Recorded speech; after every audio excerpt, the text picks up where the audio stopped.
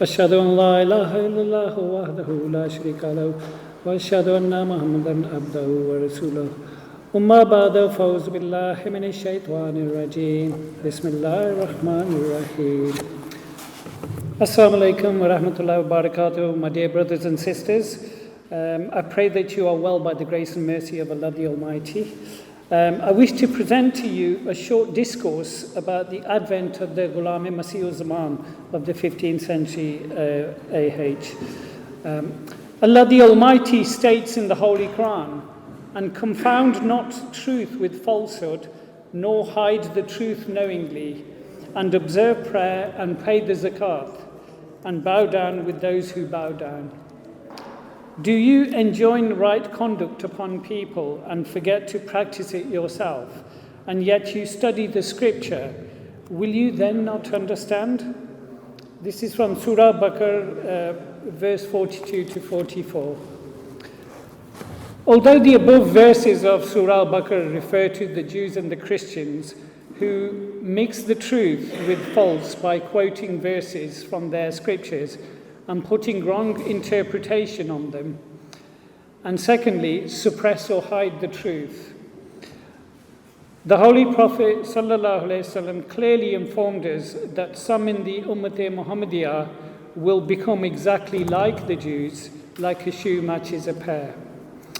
Dear listeners, whenever we explain the meanings of Surah Fatiha, guide us on the right path, the path of those on whom thou hast bestowed thy blessings, those who have not incurred thy displeasure, and those who have not gone astray. We immediately get onto our soapbox and explain that this refers to the Jews and Christians. But look around you and answer honestly. In this current age, are we not of the same paradigm as the Christians and the Jews in our behavior, beliefs, and worship of materialism? Before the appearance of the promised Messiah, Islam, the beliefs and social values of Muslims were so deteriorated and miserable that the celebrated poet of the East, Dr. Allama Iqbal, had described the state of Muslims around the world as such. There is uproar that Muslims have perished all over the world. We say, were there ever any Muslims amongst us? You appear like Christians while socially like Hindus. These are the Muslims that put the Jews to shame. You claim to be Sayyid, Mirza or Afghan. You are all of these, but tell me, are you Muslims too?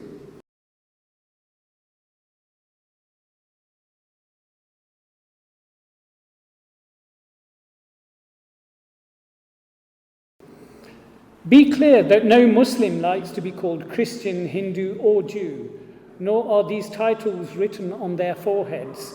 The truth is, no one becomes a Jew, Hindu, or Christian just by being called that by others. Rather, it is the attitudes and the way of thinking of the people and nation which makes them comparable to Jews, Hindus, or Christians.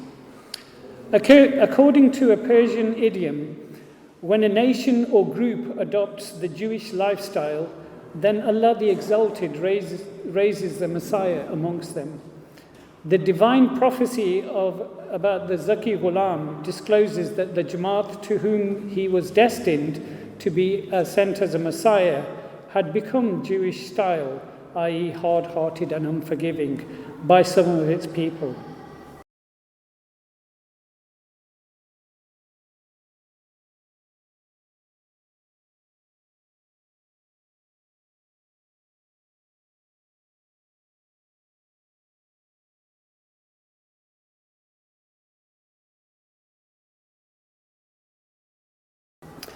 Dear listeners, Hazrat Masih Maud mentioned in Kashti-e-Nuh, Noah's Ark, let it be clear that a mere verbal pledge has no value, for it is not supported by a genuine and firm resolve to live up to its teachings in every way.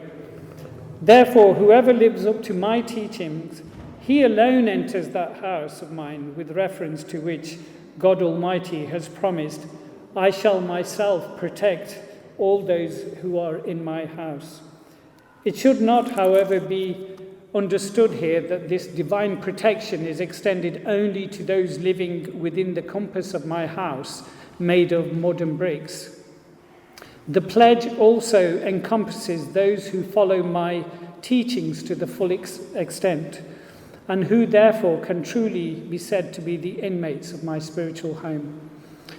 Hazrat Masih Maud al-Islam states, if all your honor on this earth is lost, God will give you honor in the heavens that shall never wane. Therefore, do not leave him.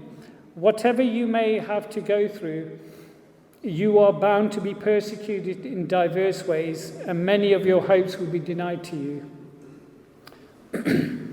But in this case, you should not grieve, for the Lord your God will put you through such trials to test whether or not you remain firm. If you desire that the angels in heaven should sing your praises, then take the beating that many people shall give you and rejoice. Hear abuse and give thanks to your Lord. Experience disappointments, but do not break away from him. You are the last people of Allah. Practice the good to an extent where it reaches its highest perfection. Hazrat Mirza Ghulam Ahmad al-Islam, Hakmo Adil, i.e. the truthful and just, the mujadid of the 14th century AH, the promised Messiah and Imam Mahdi, is the same Mahdi that the Holy Prophet ﷺ spoke of in the Hadith. He stated in a Persian idiom, a man comes from the house of God with much honor. O Muhammadi Maryam Mirza Ghulam Ahmad, congratulations to you, Isa comes a second time.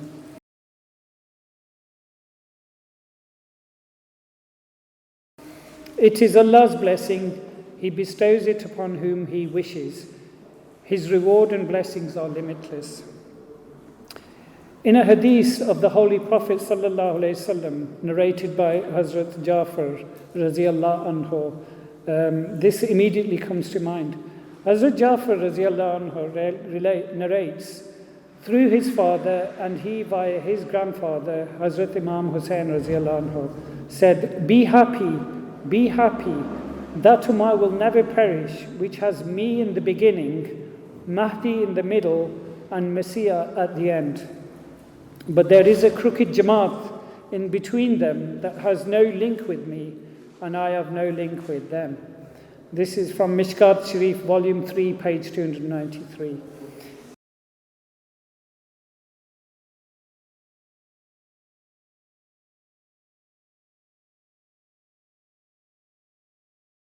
Anyone that follows the Khilafati Jamaat needs to be alarmed and take heed of these words of the Holy Prophet ﷺ. Dear listeners, the Imam of the age is called the defender of the light of Islam. He seeks his power from Allah alone. He faces trials and tribulations from a bitter enemy. He continues to receive visions and revelations. He has moral strength. This is essential to remain immune to the wild, frenzied attacks of miscreants and foul-mouthed persons. He possesses immense knowledge. The source of this knowledge can be entirely from Allah, as is the case of our beloved Prophet Muhammad sallallahu alaihi wasallam. His enemies testify to his kindness, good nature, truthfulness, and honesty. He possesses high resolve in that he never tires from his mission. He doesn't lose hope. Allah chooses a Ma'mur, a divine recipient, and is always called a liar, a magician, a conjurer. But Allah will protect him as he is the chosen one of Allah. Alas for my servants, there comes not a messenger to them, but they mock him. In the meantime, the promised Messiah Islam had claimed to be the 13th Khalifa of the Holy Prophet Muhammad sallallahu alaihi wasallam, whose Shariat was to last till the Day of Judgment. And as promised in the Holy Quran in Surah Hijr and Surah Nur, Ayat Istikhlaf, that Allah would send at the head of every century someone who will restore the faith, i.e. a mujadid.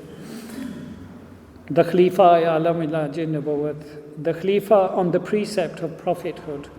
i.e. the Khalifa of the Holy Prophet Muhammad sallallahu alayhi wasallam, the Rahmat lil Alameen, i.e. the mercy upon mankind, to whom was revealed the final Shariat for the whole of mankind.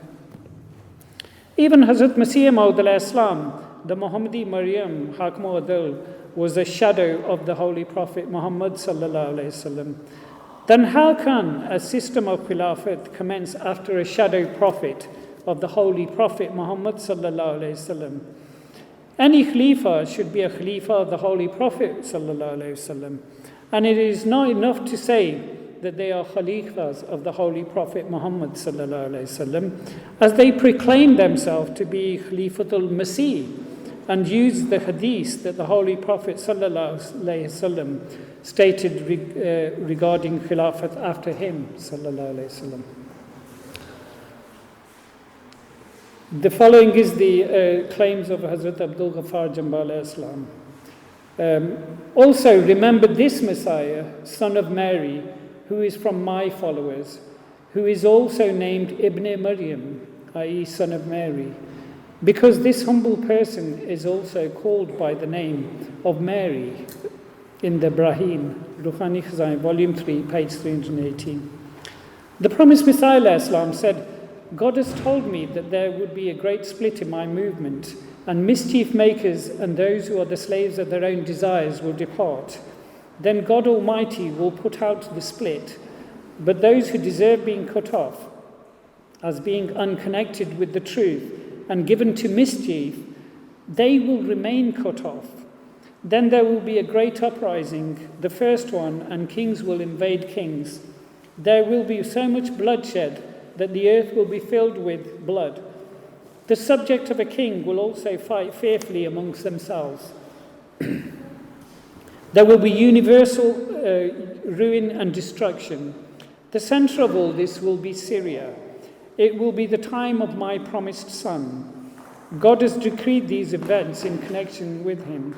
Thereafter, our movement will spread and kings will become members of the movement.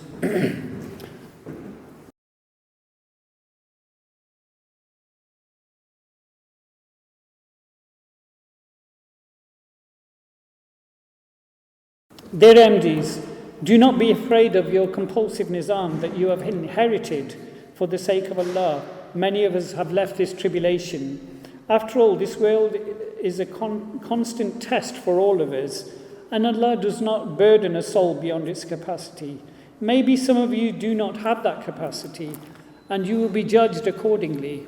But Allah has sent His sign about the advent of the Zaki Ghulam Masih al-Zaman, Hazrat Abdul Ghaffar Jamba alayhi salam, in the sign of mercy, i.e. the Nishani Rahmat of 1886.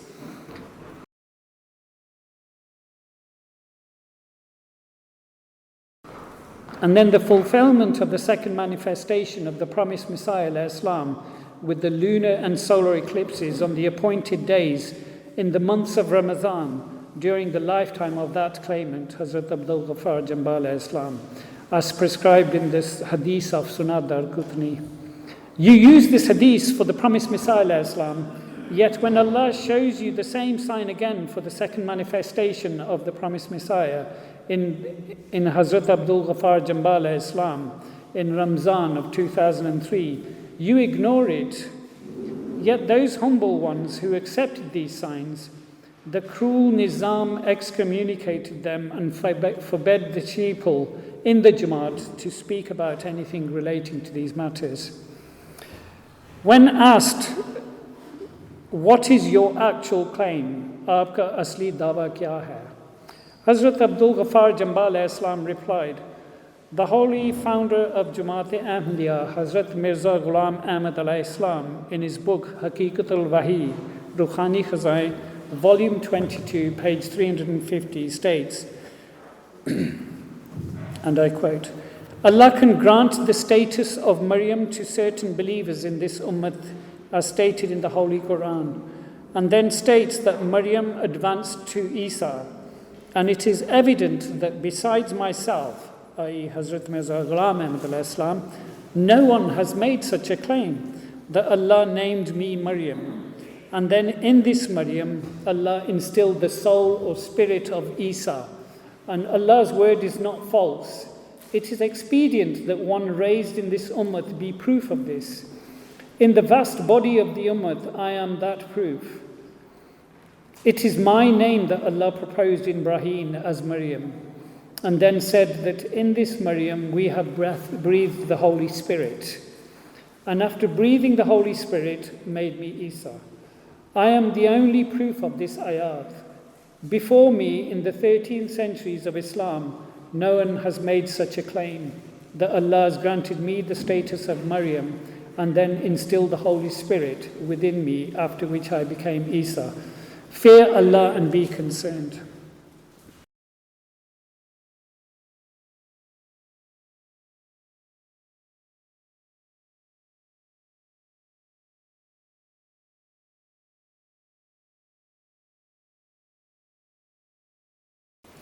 I follow on to give you the claims of Hazrat Abdul Ghaffar Jambala Islam. The first of his claims is that of the fulfillment of the promised sign of mercy. This revelatory statement was revealed as the promised sign of mercy to the Muhammadi Maryam. From the oft, Allah stated to the Muhammadi Maryam, I grant thee a sign of mercy that you asked of me in fulfillment of this prayer. The Muhammadi Maryam refers to Hazrat Mirza Ghulam Ahmad Islam. He states, it is this promised sign of mercy that is my claim, that I am that promised sign of mercy which Allah vouchsafed to Hazrat Masih Maud Islam during the 40 days of prayer at Hoshiarpur, commonly known as Jila Hoshiarpur. The second claim of Hazrat Abdul Ghaffar Jambala Islam is Maud Zaki Ghulam Masih al-Zaman, as in the sign of mercy.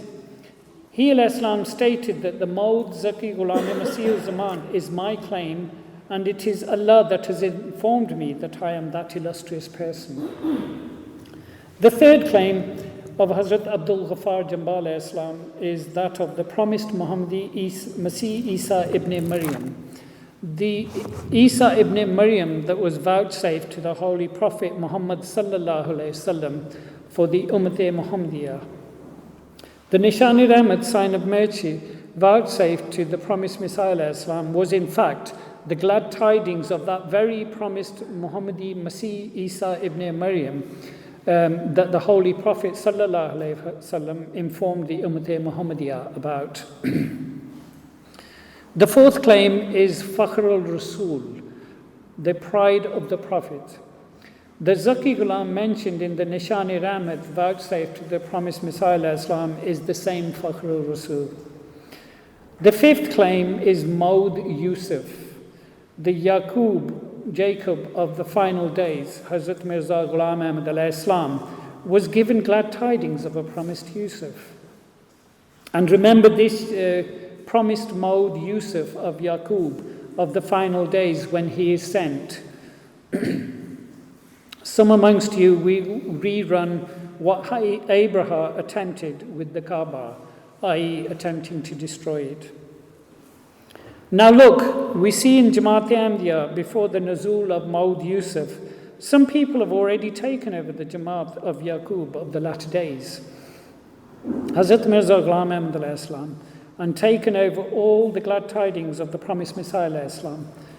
Allah stated that the fate of Ashab al-Fil 1500 years ago, He used their ill-fated plans against them, and I will do the same again this time. I have been commissioned as a vicegerent by the Gracious One. So come to me. I am the pasture of the Gracious One, and I perceive the fragrance of the long-lost Yusuf. Even if you were to call me a dotard, have you not seen how your Lord dealt with the people of the elephant? Did He not revert their plan to work against them? This is the same Yusuf that Hazrat Mirza Ghulam Ahmad Islam, the Muhammadi Maryam, entitled Muslim Maud, but Allah entitled Yusuf. The sixth claim is Qamarul Anbiya, i.e. the moon of the prophets. Tell them, I have with me proof from Allah, then will you believe or not? The moon of the prophets will come, and your affairs will be completed. Step aside, O ye guilty ones. These are the same guilty ones mentioned in the Peshgoi of 1906 relating to the Qamar al-Anbiya. Recently, a question was raised at the second session of the UK Jalsa Salana 2019 by an inquirer. Alongside the claim of the Zaki Ghulam, do you also claim to be a prophet of Allah or a mujadid? Can you answer this question with truthfulness and straight to the point? In reply to this question, Hazrat Abdul Ghaffar Jamba alayhi salam replied, I wish to draw to your attention to the fact that every prophet of his age was also the Zaki Ghulam and Mujaddid, i.e. the reformer of his age. Even Hazrat Mirza Ghulam Ahmad alayhi salam stated excuse me, that the prophet of his age was also the Mujaddid. He wrote this in his writings. Perhaps the world is listening to this for the first time, that the prophet of any age is also the Zaki Ghulam. This is a matter of fact. In fact, the term Zaki Ghulam refers to piety and purity, in that every prophet of Allah is the most pious and pure individual of his age. In this context, every prophet is the Zaki Ghulam. Our beloved Hazrat Mirza Ghulam Ahmad alayhi salam, Hakmu Adil, the truthful and just, writes in Tofa Goravia, he states that the cutting argument in favor of his claim as Masih Maud, i.e. the promised Messiah from the ummah Ahmadiyya, is the famous ayat known as Ayat-e-Istikhlaf, Surah Nur, verse 56. Allah has promised to those among you who believe and do good works that He will surely make them successors in the earth, as He made successors from amongst those who were before them, and what He will surely establish for them their religion, which He has chosen for them, and that He will surely give them in exchange security and peace after their fear. They will worship me, and they will not associate anything with me. Then whosoever is ungrateful after that, they will be the rebellious ones.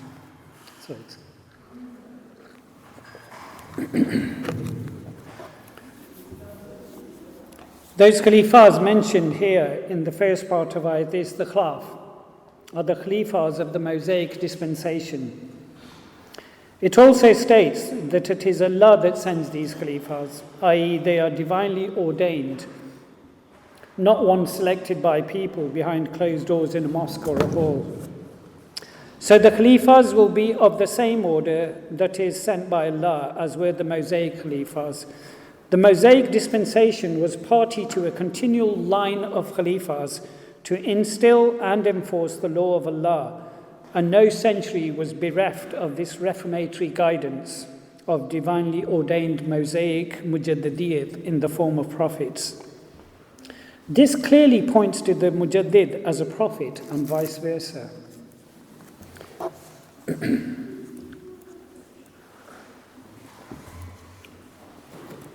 In the lecture Sialkot, Hazrat Mirza Ghulam Ahmad alayhi salam states, a matter of fact is that our beloved Prophet Muhammad sallallahu alayhi wasallam was Mujaddid Azam.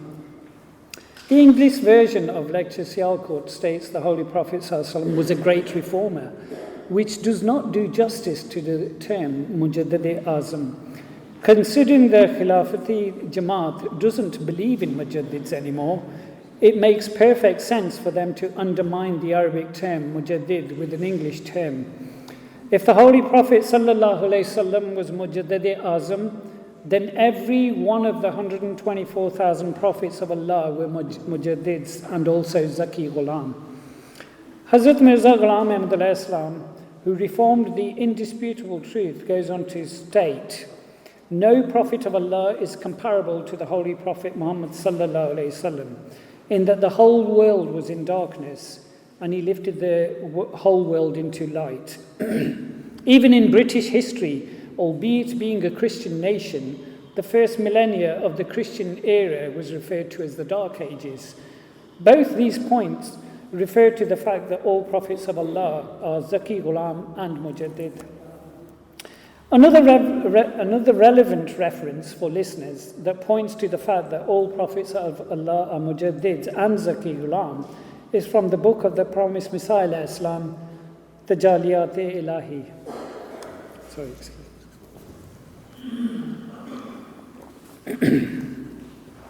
in the context of the word prophet in this era, Allah's only intention is a ma'mur to achieve greatness for the purpose of reformation of the deen. These are the words of Hakma Adil Hazrat Mirza Ghulam Ahmad alayhi Islam. He goes on to say, these prophets in Islam do not bring a new law, as the Shariat of the Holy Prophet sallallahu alaihi wasallam is final. Also, the term prophet is not allowed in Islam without the prefix ummati.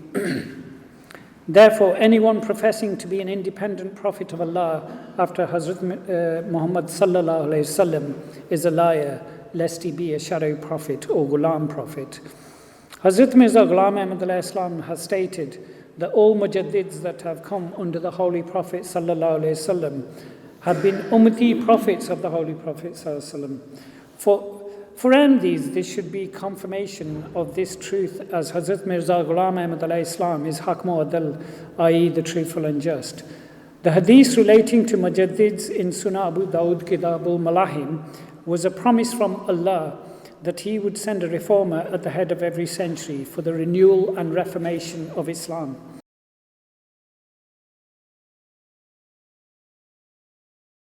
He will be sent by Allah, i.e. he will be Ma'mur min Allah, not elected by people, but Allah's elect. The claim of Hazrat Abdul Ghaffar Jambal Islam is not only Zaki Ghulam, but also Ummati Nabi and Maud Mujaddid. And after the prayer of the Imam Mahdi, Hazrat Mirza Ghulam Ahmad alayhi Islam during the Jila Hoshiarpur, the sign of mercy vouchsafed to him, Allah made Hazrat Abdul Ghaffar Jambal Islam proof for the fulfillment of that sign of mercy. Although everyone is familiar with my claim, he goes on to state, as Zaki Ghulam Masih al-Zaman, the Zaki Ghulam is also an Ummati Nabi and Mujaddid. However, Hazrat Masih Maud al-Islam entitled the Maud Mujaddid as Muslim Maud as well. Another question that was raised to me was, and this is for Hazrat Abdul Ghaffar Jambal Islam, how do you know that Allah raised you as the Mujaddid of the 15th century AH? Hazrat Abdul Ghaffar Jambal Islam states that towards the end of 1977 or the beginning of 1978, I was going from my dera in my village to my home in Rabah with my mother around the time of Maghrib. Now I am no poet or ever had any interest in poetry, but I had inspirational verses revealed to me, and so grabbed a pen and wrote them down, and I've referred to them in my speeches and sermons. I have translated this to the best of my ability.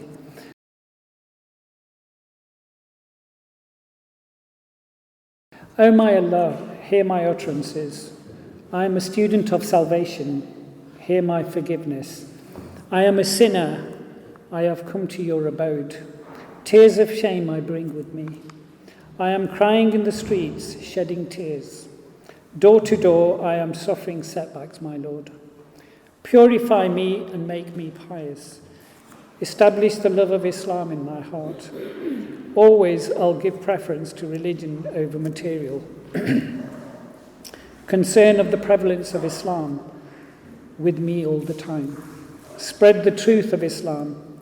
I will always light the candle of faith in every household. Live by Islam, die by Islam. Give every drop of my blood for the sake I will. Protect from evil, and on the tongue truthfulness. I am the flower of your garden. Protect that flower.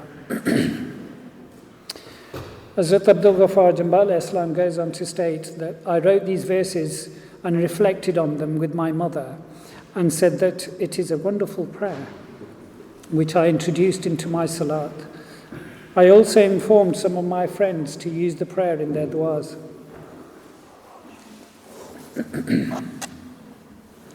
After a few months, I saw a dream. I was around 22 to 23 years of age. This is a very brief dream. I was going from Rabwatul Lalian. Nearby there is a stream. To the west side of this stream, on the Lalian side, I am on a green knoll, and I am with Hazrat Mirza Ghulam Ahmad alayhi salam. Hazur alayhi salam acknowledges me and says, Ghaffar, be regular in your prayers and offer dua with me. We both raise our hands and pray, and I recite the prayer, the poem, that I wrote down several months before. And whilst reciting this prayer, I awakened from the dream.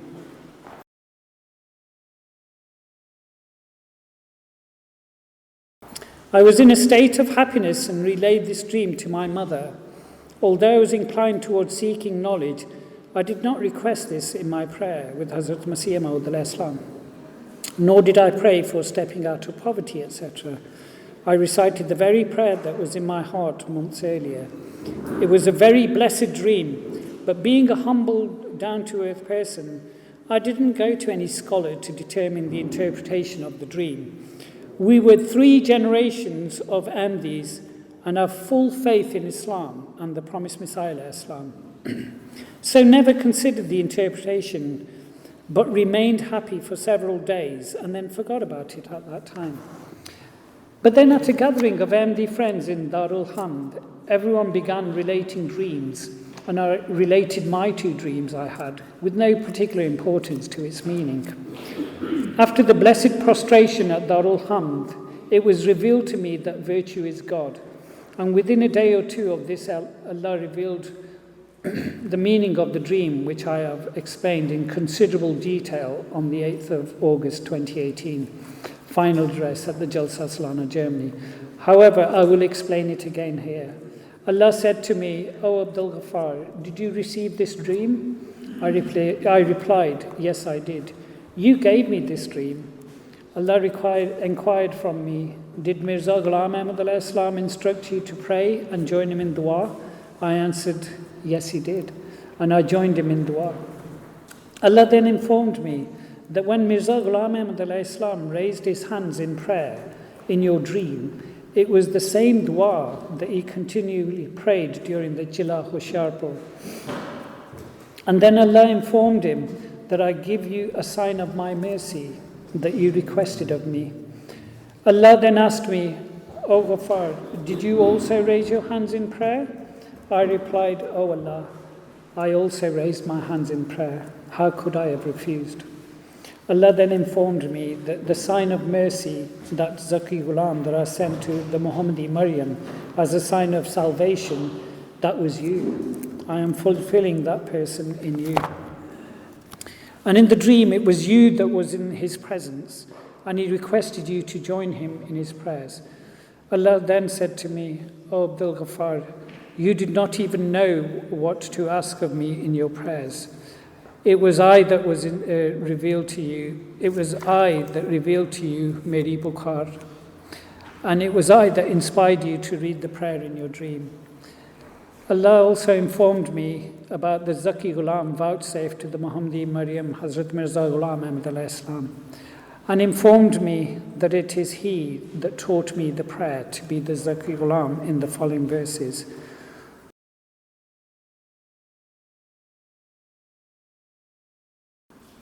तू पाक मुझको कर दे और नेक भी बना दे, इस्लाम की मोहब्बत दिल में मेरे बैठा दे.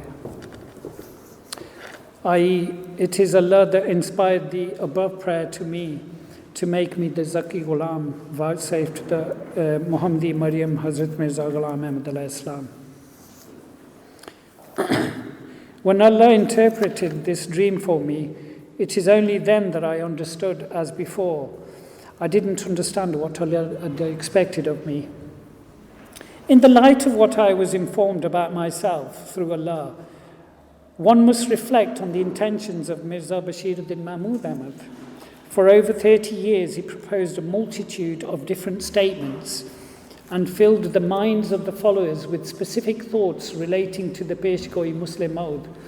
I have spoken extensively on these subjects on 9th of August 2015, on this subject matter on how he misguided people relating to the claim of Muslim-old, and then presented a dream about it to imprison the minds of the Ahmadis. On the night of the 7th and 8th of January 1944, in the apartment of some sheikh in Lahore, he claims to have a dream about the Muslim oath. And in the same month, on the 28th of January 1944, a mere 20 days later, he takes the claim of Muslim oath during Jumu'ah in Qadian. There is contradiction in his claims based on previous statements he made over the previous 30 years.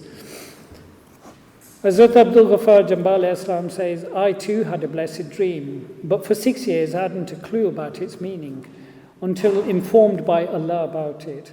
This is the nature of true dreams. Recipients of true dreams have no personal greed or expectation, as it is Allah that provides for such people. In the 1886 Peshgoi vouchsafed to the Muhammadi Maryam, Allah says, I will instill the Holy Spirit in the individual, and he will be Sahib-e-Ilm. I will grant him revelation, and I will raise him, and I will make him Mamur. Mirza Bashiruddin Mahmud Ahmad makes the false claim and then goes on to state that the appointed person in this Peshgoi is not even Mamur. This is a false statement. After making his false claim, he goes on to state that the status of his Khilafat is somewhere between Mamur and Ghair Mamur. There is no such state that exists between Mamuriyat and Ghair Mamuriyat. This is a total lie. These are all mistakes and desires of the ego. His selfish desires led him astray, and he led the Jamaat of Hazrat Masih Maud al-Islam astray. Dear listeners, I urge you to look carefully at the text of the Revelation of 20th of February 1886. It very clearly describes a few points, and these are just observations that I have made personally. Number one, in this statement, there is the mention of a false claimant, followed by an appointed claimant correcting the falsehood. This is why there is so much mention of the guilty ones, i.e. the false claimant and his entourage. There is no doubt in anybody's mind who these guilty ones are. They are without a doubt the same crooked Jamaat mentioned in the hadith from Mishkat Sharif earlier.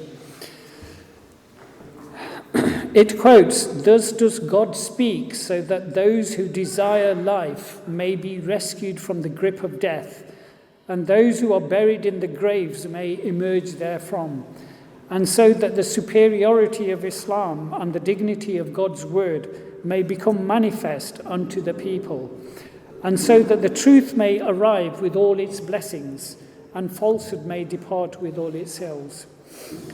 Secondly, the advent of Isa ibn Maryam in the ummah of the Holy Prophet Muhammad sallallahu alaihi wasallam. The sentence in the Nishan-e Rahmat, he is the word of Allah, from Allah's mercy and honor, have equipped him with the word of majesty, is without a doubt about a promised prophet, not a non-commissioned one. We shall pour our spirit into him, and he will be sheltered under the shadow of God. Again, this revelation is blatantly describing a commissioned one of Allah. Number 3, he will be called Emmanuel. This is a Hebrew name that appears in the book of Isaiah, chapter 7, verse 14. The maiden is with child, and she will bear a son, and we'll call his name Emmanuel, as a sign that God will protect the house of David, and Matthew interprets as a prophecy of the birth of the Messiah and the fulfillment of Scripture in the person of Jesus Christ. Number 4, he will come into the world and heal many of their disorders through his messianic qualities and through the blessings of the Holy Spirit, the Ruhul Qudus. Number 5, he will be one overcome by the Holy Spirit, the Ruhul Qudus. In the text of the Grand Prophecy, it states, his name is Emmanuel and Bashir. He has been invested with the Holy Spirit, and he will be free from all immunity. Number 6, Bashir is from the Arabic Quranic word bashar, that means to bring good news. Just naming someone Bashir doesn't mean that they will become a bringer of good news. However, the term Injil refers to the Bible, the New Testament or Gospels, or literally the good news. And Bashir means to bring good news. So regardless of the name Bashir, the term refers to the good news of Isa ibn Maryam, not an individual named Bashir. Number 7, he will convert 3 into 4. Mishkat Bab Nazul Isa ibn Maryam, Hadith number 973, page 201. Hazrat Abdullah bin Amr radiyallahu anhu reported that the Holy Prophet Muhammad sallallahu alayhi wasallam states, when Jesus, son of Mary, descends amongst you, he will come to the world. He will get married, he will have offspring, he will live 45 years after his claim and appointment in this world. And then he will die and he will be buried with me, sallallahu alayhi wasallam, in the grave. Then I, sallallahu alayhi wasallam, and Jesus, son of Mary, will stand up in one grave between Abu Bakr and Umar.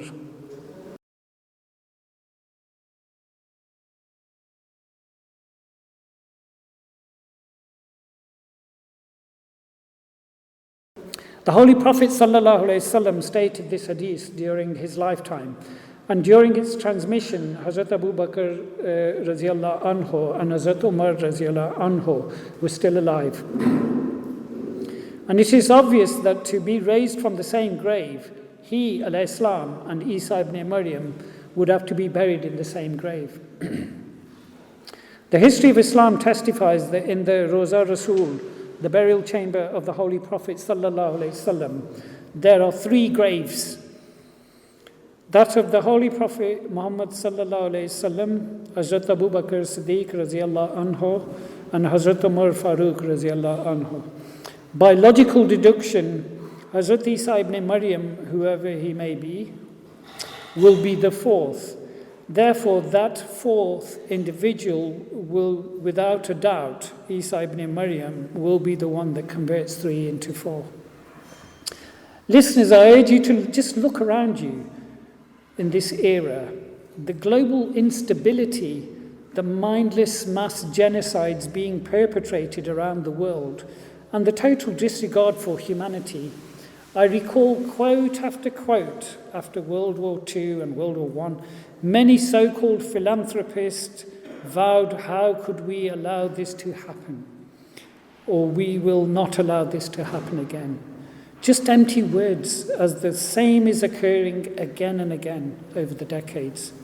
Just look at the immediate consequence of the exodus out of Europe into Palestine of the Jewish people. It's become a relentless genocide of the indigenous Palestinians since the 13th of June 1948. The total disregard of religion, discarded like detritus. Wherever you go, secret societies, the deep state, in these so-called democracies controlling the world through global banking, finance, the mainstream media and social media, giving the illusion of freedom of speech and safety, yet those that speak out are discarded as free thinkers or radicalized individuals. If ever there was a time for the return of Isa ibn Maryam, the Masih al-Zaman, this is that moment, my dears. After all, the Muhammadi Maryam, Hazrat Mirza Ghulam Ahmad alayhi salam, would remind us in his Persian idiom, a man comes from the presence of God with 100 honors.